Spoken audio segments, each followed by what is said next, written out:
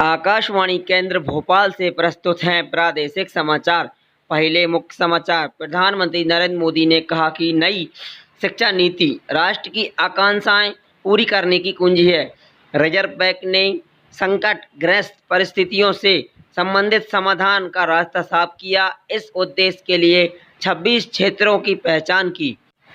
प्रवर्तन निर्देशालय ने धन शोधन मामले में आईसीआईसीआई बैंक की पूर्ण मुख्य कार्यकारी अधिकारी चंदा कोछड़े के पति दीपक कोछड़े को गिरफ्तार किया। दुनिया भर में अंतर्राष्ट्रीय साक्षरता दिवस मनाया जा रहा है और टेनिस में भारत के रोहन बोपन्ना और कनाडा के डेनिस शापोवालोव की जोड़ी अमेरिकी ओपन से बाहर। प्रधानमंत्री नरेंद्र मोदी ने कहा कि नई शिक्षा नीति की आकांक्षाएं पूरी करने की कुंजी है। उन्होंने कहा कि यह देश के युवाओं को रोजगार और नौकरी के क्षेत्र में उत्पन्न चुनौतियों का सामना करने के लिए तैयारी करेगी। नई शिक्षा नीति की सराहना करते हुए श्री मोदी ने कहा कि यदि सभी पुरानी शिक्षा नीतियों का बेहतर विकल्प होगी। प्रधानमंत्री ने कल राष्ट्रीय शिक्षा नीति पर राज्यपाल के सम्मेलन को वीडियो कॉन्फ्रेंस के माध्यम से संबोधित किया।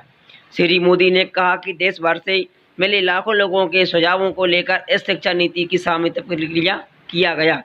शिक्षा नीति को जो ड्राफ्ट तैयार हुआ था उसके अलग अलग डिस्पॉइंट पर भी 2 लाख से अधिक लोगों ने अपनी सुझाव दिए थे। नेशनल एजुकेशन पॉलिसी सिर्फ पढ़ाई लिखाई के तौर तरीकों में ही बदलाव लाने के लिए नहीं है।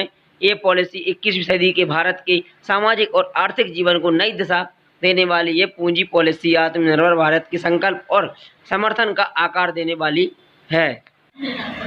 सम्मेलन में राष्ट्रपति रामनाथ कोविंद ने राज्यपालों से नई राष्ट्रीय शिक्षा नीति को लागू करने के लिए संबंधित राज्यों के विषय आधारित सत्र पर आयोजित करने का कहा।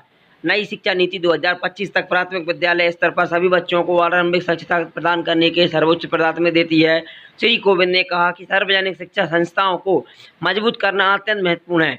इस शिक्षा नीति में यह स्पष्ट किया गया है कि सार्वजनिक शिक्षा प्रणाली आजीवन लोकतांत्रिक समाज का आधार होती है। अतः सार्वजनिक शिक्षण संस्थाओं को मजबूत बनाना उत्पन्न आवश्यक है। वर्ष 2025 तक प्राथमिक विद्यालय स्तर पर सभी बच्चों को मूलभूत साक्षरता और संख्या ज्ञान प्राप्त करना इस शिक्षा प्रणाली की सर्वोच्च प्राथमिकता तय गई है। राष्ट्रपति ने कहा कि शिक्षा प्रणाली प्रौद्योगिकी के एकीकरण में सुधारात्मक उपायों को बढ़ावा मिलेगा। देश में शीघ्र ही राष्ट्रीय शैक्षणिक प्रौद्योगिकी मंच की स्थापना की जाएगी, जहां सभी संबंधित पक्ष इस तरह से उपायों के सुझाव दे सकेंगे। उन्होंने कहा कि शिक्षा नीति की सफलता राज्यों और केंद्र दोनों के साझा प्रयासों पर निर्भर करेगी। उच्च शिक्षा में परिवर्तन लाने की नई शिक्षा नीति 2020 की भूमिका शीर्ष इस सम्मेलन को आयोजन केंद्रीय शिक्षा मंत्रालय ने किया था। गुजरात में राज्य सरकार ने स्कूली शिक्षा के राष्ट्रीय शिक्षा नीति 2020 के अध्ययन और लागू करने के लिए कर्तव्य का गठन किया है। शिक्षा विभाग के अनुसार राज्य स्तरीय कार्यालय में 15 सदस्य शामिल किए गए थे, जिसमें राजनेता, प्रशासनिक अधिकारी और शिक्षाविद को शामिल किया गया है।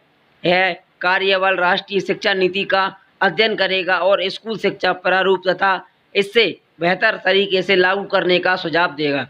हमारे संवाददाता ने बताया कि उच्च शिक्षा विभाग कुछ दिनों के कार्यबल के सदस्यों की घोषणा कर देगा।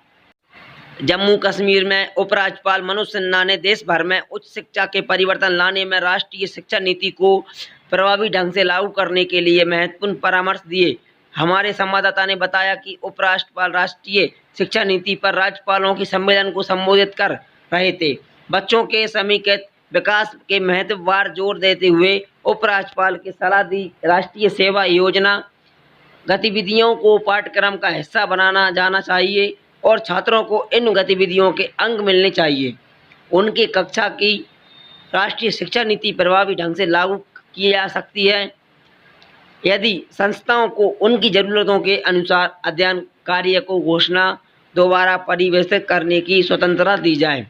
उन्होंने जोर देकर कहा कि अध्यापक कार्य के बारे में छात्र के विचारों पर विशेष ध्यान देना चाहिए। श्री सिन्हा ने कहा कि जम्मू कश्मीर के लोग बहुत ही प्रभावशाली हैं और यहाँ के युवाओं ने हर क्षेत्र में श्रेष्ठता हासिल की है। अंतर्राष्ट्रीय और गठबंधन ISA आज वर्चुअल माध्यम से विश्व को प्रौद्योगिकी शिखर सम्मेलन का आयोजन कर रहा है। 149 देशों के 26,000 से अधिक प्रतिभागियों ने सम्मेलन में शामिल होने के लिए पंजीकरण कराया है। ISARCEBL के अध्यक्ष और भारत के नवीन तथा नवीनीकरण ऊर्जा मंत्री R.K. सिंह और फ्रांस के परिस्थितियों मंत्री बारबारा पोलिमिली समेत विभिन्न देशों के प्रतिनिधि शामिल में भाग लेंगे।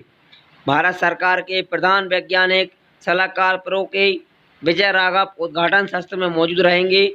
रेल, वाणिज्य और उद्योग मंत्री पीयूष गोयल सम्मेलन के मुख्य अतिथि होंगे, जबकि पेट्रोलियम और प्राकृतिक गैस मंत्री धर्मेंद्र प्रधान समापन भाषण देंगे।